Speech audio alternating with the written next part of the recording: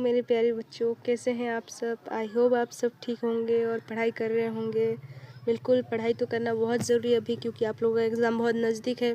तो आज एग्ज़ाम नज़दीक है, इसीलिए मैं आप लोगों के लिए बहुत ही मोस्ट इम्पॉर्टेंट क्वेश्चन लेके आई हूँ, जो कि आपके क्लास 12th के आर्ट्स का सोशियोलॉजी सब्जेक्ट का सब्जेक्टिव क्वेश्चन है, जो 2 नंबरिया क्वेश्चन है ये। और ये बहुत ही इम्पोर्टेंट क्वेश्चन है, क्योंकि ये क्वेश्चन बैंक से लाया गया है, जो बहुत इम्पोर्टेंट है। उस चीज़ क्वेश्चन को मैंने चुन के लाई हूँ आप लोगों के लिए। तो आज मैं आप लोगों के लिए वेरी वेरी इंपॉर्टेंट क्वेश्चन लेके आई हूँ, ठीक है। तो आज चलिए टाइम वेस्ट किए बिना हम क्वेश्चन की ओर चलते हैं, ठीक है। तो हमारा पहला क्वेश्चन क्या है बच्चों, जनसांख्यिकी क्या है। जनसांख्यिकी क्या है पूछ रहा है, ठीक है। तो जनसांख्यिकी क्या है, जनसांख्यिकी से हमारा अभिप्राय जनसंख्या का सुव्यवस्थित अध्ययन है। क्या है, सुव्यवस्थित अध्ययन है। इसे जनसांख्यिकी के नाम से जाना जाता है। यह यूनानी भाषा के 2 शब्द से बना है। किससे बना है, ये ना यूनानी भाषा के 2 शब्द से बना है। एक शब्द है डेमोस। डेमोस इसका यानी इसका मतलब होता है जन। डेमोस मतलब होता है जन। और दूसरा है ग्राफीन। क्या है, ग्राफीन। ग्राफीन यानी लोग, यानी लोगों का वर्णन, जो शब्द से मिलकर बना है ये जनसांख्यिकी, ठीक है। जनसांख्यिकी के अंतर्गत किसी एक देश की राज्य की जनसंख्या से संबंधित अनेक प्रवृत्तियों प्रक्रियाओं का अध्ययन किया जाता है। इसमें एक देश के ही नहीं, और भी देशों की जनसंख्या वो अध्ययन का प्रयोग किया जाता है, ठीक है। इन प्रक्रिया में जनसंख्या के आकार में परिवर्तन, जन्म, जनसंख्या की संरचना, वो गठन, जनसंख्या गठन, मृत्यु व जनसंख्या में विभिन्न आयु वर्ग के लोग का अनुपात इत्यादि इसमें पाया जाता है। जनसंख्या में मतलब लोग मरते हैं, जीते हैं, सबकी जनसंख्या की होती है, उसे हम जनसंख्याकन कहते हैं, ठीक है। और अनुपात इत्यादि इसमें पाया जाता है। ये सभी मृत्यु, गठन, जनसंख्या संरचना, विभिन्न आयु वर्ग के लोग, सब इसमें शामिल हैं, ठीक है। आई होप आपको ये क्वेश्चन समझ में आया होगा जनसंख्या के बारे में। तो चलिए हमारा अगला क्वेश्चन की ओर हम आगे बढ़ते हैं। तो हमारा अगला क्वेश्चन क्या है, हमारा अगला क्वेश्चन है 32 नंबर का, पंचायती राज की 2 इकाइयाँ क्या है। 2 नंबर का क्वेश्चन क्या है, पंचायती राज की 3 इकाइयाँ बताइए, ठीक है। पंचायती राज मतलब पंचायत के बारे में 3, जो हम कोई भी राज है जो पंचायती राज है उसकी इकाइयाँ बताना है आपको, ठीक है। तो देखिए पंचायती राज का मतलब होता है, देखिए जिला परिषद। पंचायती राज की 3 इकाइयाँ 3 स्तर पर इस प्रकार है। पंचायती राज की कितनी इकाइयाँ हैं, 3 इकाइयाँ, और 3 इकाइयाँ बताने के लिए बोला है, ठीक है। एक है जिला, जिला स्तर पर जिला परिषद, ये भी एक इकाई है, जिला स्तर पर जिला परिषद। और दूसरा है ब्लॉक स्तर पर प्रखंड समिति। क्या है, ब्लॉक स्तर पर प्रखंड समिति, और ये दोनों सेम ही है। और तीसरा है हमारा ग्राम स्तर पर ग्राम पंचायत। क्या है, ग्राम स्तर पर ग्राम पंचायत, ठीक है। ये होता है हमारी पंचायती राज की 3 इकाइयाँ, ये हो गई। अब हम आगे बढ़ते हैं। आगे हमारा क्या है, देखिए अछूत क्या है। अछूत क्या है, ये हमें परिभाषित करने के लिए बोला गया है। और अछूत क्या है इसके बारे में आई होप आप सब जानते ही होंगे, क्योंकि ये ना हमारे लिए नॉर्मल भाषा है अछूत। और अछूत के बारे में अक्सर हर कोई जानता है। अछूत हम लोग किसको मानते हैं, जो बहुत नीचे जाति के लोग होते हैं, बहुत गरीब होते हैं, उनको अमीर लोग ना बहुत अलग नज़रिए से देखते हैं, और उनके साथ खाना पीना नहीं करते, उनके साथ उठना बैठना नहीं करते। इस चीज़ को हम अछूत कहते हैं, ठीक है। तो चलिए हम आंसर देखते हैं क्या है। भारतीय समाज में बहुत पहले से ही छूत और अछूत की स्थिति पाई जाती है। बिल्कुल भारतीय समाज में जो है ना, छूत और अछूत आज भी, पहले तो था ही, अभी भी है। क्या है, भारत में समाज में जो अछूत वर्ग के लोग होते हैं और बहुत ही दबे कुचले लोग होते हैं, मतलब जो बहुत ही गरीब होता है, बहुत ही अलग कास्ट के बिरादरी के लोग होते हैं, उनको, जो कुचले लोग होते हैं मतलब, उनको अछूत की श्रेणी में लाया जाता है, रखा जाता है, ठीक है। निम्न वर्ग के लोग अछूत हैं, मतलब ये जो बहुत कम निम्न वर्ग के लोग हैं उनको अछूत के लोग का अछूत कहा जाता है, और ये वो लोग अछूत कहलाते हैं, ठीक है। उच्च जाति के लोग, मतलब जो ऊंचे जाति के लोग हैं, जो ऊंचे जाति के लोग हैं वो उनसे नफरत करते हैं। वो जो छोटे जाति के लोग हैं ना, उनसे ये ऊंचे जाति के लोग ना बहुत नफरत करते हैं। उनके साथ खाना पीना, उठना बैठना नहीं करते हैं। बिल्कुल मैंने अभी आपको बताया था कि उनके साथ जो बड़े लोग होते हैं ना, जो ऊंची जाति के लोग होते हैं, वो खाना पीना, उठना बैठना बिल्कुल नहीं करते हैं। अतः उन्हें अछूत माना जाता है। उन लोगों को ही हम अछूत मानते हैं, ठीक है। अछूत की समाज में ऐसी स्थिति है जो बहुत ही दयनीय है, मतलब अछूतों की ऐसी स्थिति है समाज में कि वो आज भी बहुत नीचे हैं, बहुत गरीब है, ठीक है। इसको कहते हैं दयनीय है उनकी स्थिति। तो चलिए हमारा अगला क्वेश्चन की ओर आगे बढ़ते हैं। अगला क्वेश्चन क्या है, बाज़ार। बाज़ार के बारे में आई होप आप सब जानते होंगे, क्योंकि बाज़ार मतलब होता है मार्केट। इसीलिए कहते हैं ना, सोशियोलॉजी का उतना हार्ड क्वेश्चन नहीं होता है, लेकिन सोशियोलॉजी बहुत आसान है, लेकिन इसको जानना ज़रूरी है। ये सब आप अगर नॉर्मल बेसिक चीज़ें जानिएगा ना, तो सोशियोलॉजी का मतलब ही क्या है, समाज के बारे में पढ़ना, अपने आसपास की चीज़ों के बारे में पढ़ना, उसे हम कहते हैं सोशियोलॉजी। तो यहाँ हमें देखिए क्वेश्चन में क्या पूछा है, बाज़ार के बारे में। बाज़ार को परिभाषित करें, ठीक है, मतलब मार्केट को परिभाषित करें। बाज़ार का मतलब क्या है, तो बाज़ार में हम लोग क्या करते हैं, व्यापार करते हैं, बिजनेस करते हैं, वहाँ पैसे कमाते हैं, वहाँ चीज़ें खरीदते हैं, कपड़े खरीदते हैं, और ये सब सारी वगैरह वगैरह सब खरीदते हैं ना, तो वही तो बाज़ार होता है। बाज़ार में तो सब मिलते हैं ना। ठीक, क्या है, बाज़ार की परिभाषित देते हुए यह कहा जा सकता है कि बाज़ार एक क्षेत्र में संबंध रखता है, जैसे कारों या कपड़ा का बाज़ार, कार का बाज़ार हो या कपड़ों का बाज़ार हो। यह विभिन्न प्रकार की आर्थिक क्रिया और संस्थाओं को भी इंगित करता है। ठीक है, ये ना आर्थिक संस्थाओं, विभिन्न प्रकार की आर्थिक क्रिया संस्थाओं को भी इंगित करता है। ठीक है, बाज़ार एक आर्थिक तथा सामाजिक संस्था है।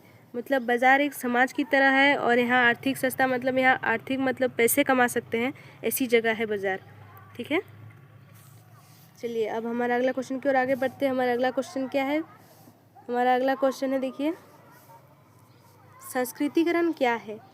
संस्कृतिकरण का मतलब पता है, संस्कृतिकरण हम लोग किसे कहते हैं। संस्कृतिकरण वो चीज़ है ना, जिसे आप किसी अपने धर्म को आप बदल सकते हैं, मतलब अपने नए विचार रखते हैं, नए मूल्य, नए आदर्श को आप फॉलो कर सकते हैं, उसको आप अपने नए मूल्य आदतों के ऊपर से आप बदल सकते हैं। जो आपके पुराने नियम मतलब बहुत चीज़ों में जैसे मानते थे ना पुराने लोग, तो उन चीज़ों को आप नए नज़रिए से देखते हैं, उस चीज़ को संस्कृतिकरण कहते हैं। ठीक है, तो देखिए आज हम चलिए आगे बढ़ते, क्या है संस्कृतिकरण।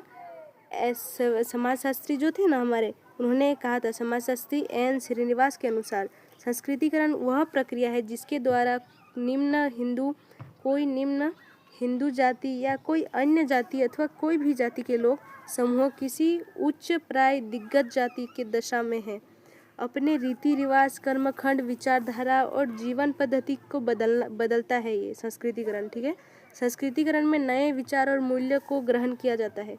देखिए मैंने कहा था ना, जो नए विचार आपके जो अभी चलाए जा रहे हैं, आप नए विचार में ये सब आप यहाँ फॉलो कर सकते हैं, मतलब ग्रहण कर सकते हैं।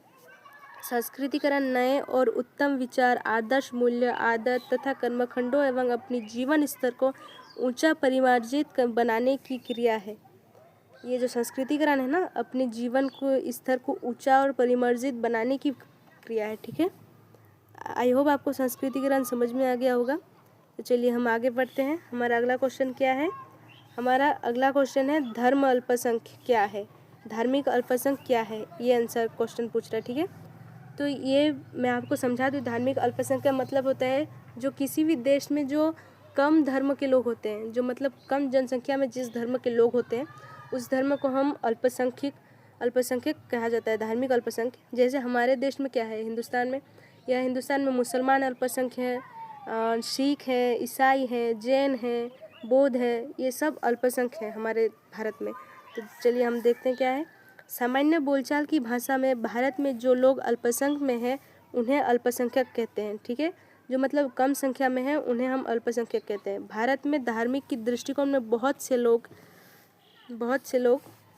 क्या है, अल्पसंख्यक है, और इसमें क्या है, उन्हें धार्मिक अल्पसंख्यक कहा जाता है। जो अल्पसंख्यक है उन्हें धार्मिक अल्पसंख्यक कहा जाता है। जैसे देखिए मुसलमान है, मैंने बताया था ना मुसलमान है, और क्या है, सिख भी है, ईसाई है, बौद्ध है, देखिए बौद्ध है, ईसाई है, जैन है, ये सब अल्पसंख्यक हमारे भारत में माने जाते हैं। इनको हम अल्पसंख्यक कहते हैं, क्योंकि हिंदू ज़्यादा हैं यहाँ पे भारत में, अधिक संख्या मात्रा में हिंदू ज़्यादा हैं।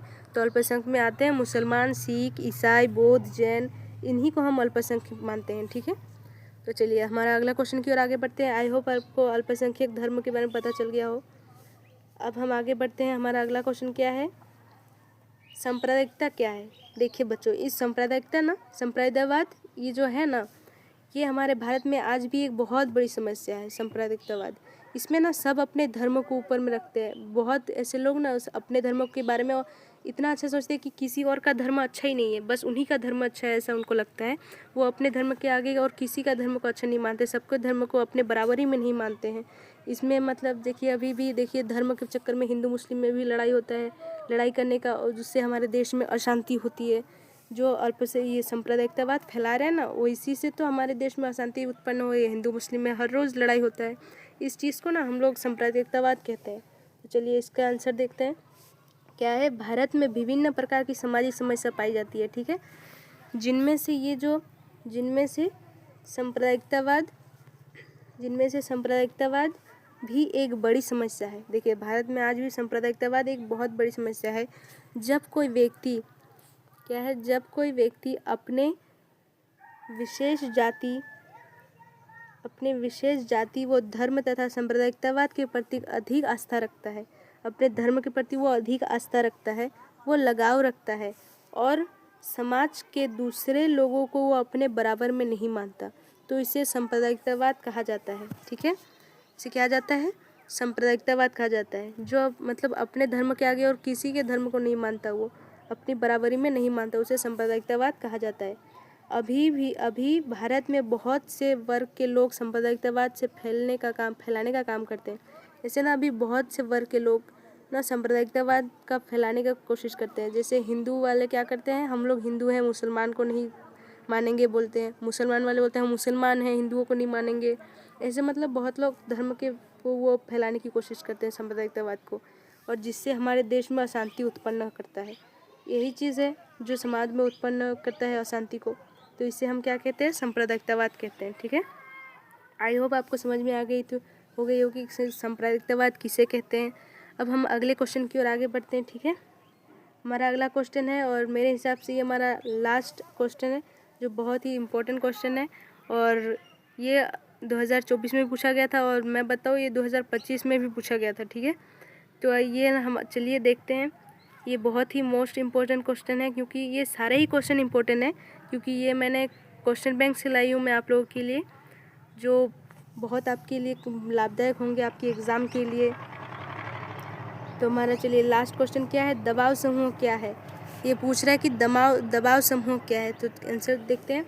दबाव समूह ऐसा संगठन है जो औपचारिक रूप से राजनीतिक प्रक्रिया में भाग नहीं लेते हैं, ना ही अपने उम्मीदवार खड़े करते हैं। ये दबाव समूह के लोग ना अपने राजनीतिक में भी खड़े नहीं होते, और उम्मीदवार भी मतलब खड़े नहीं करते हैं। इसके बजाय वो अपने सदस्यों के हितों की प्राप्ति के लिए राजनीति की प्रभावित करते हैं। मतलब अपने लोगों को ध्यान रखने के लिए, उनको उनके हित के बारे में सोचने के लिए वो लोग क्या करते हैं, राजनीति को प्रभावित करते हैं। वर्तमान में समय नागरिक समाज संगठन की प्रमुख दबाव समूह के रूप में देखा जाता है, ठीक है। क्या होता है, दबाव समूह के रूप में देखा जाता है, ठीक है,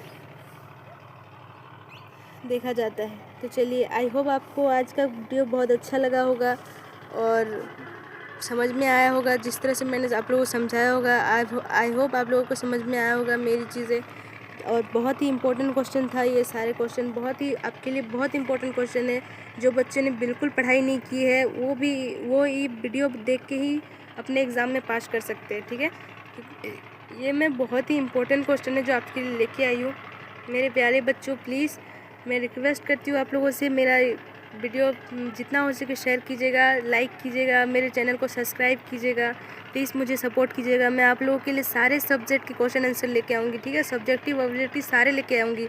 बस आप लोग मुझे सपोर्ट कीजिएगा, तो मुझे भी उसमें आप लोगों को अच्छे सवाल देने की, जो इम्पोर्टेंट सवाल देने का, वो अच्छे चीज़ें देने का मुझे भी इच्छा होगी वीडियो बनाने का, ताकि मैं आप लोगों तक अच्छी चीज़ें पहुँचा सकूँ, आप लोगों के फ़ायदे के लिए पहुंचा सकूं, जो आप लोगों को कम समय में अच्छी तैयारी करवा सके। प्लीज़ मुझे सपोर्ट कीजिएगा मेरे प्यारे भाई बहनों। थैंक यू, धन्यवाद अपना इतना कीमती वक्त देने के लिए। फिर हम कल मिलते हैं अपने अगले वीडियो में। Okay, bye bye.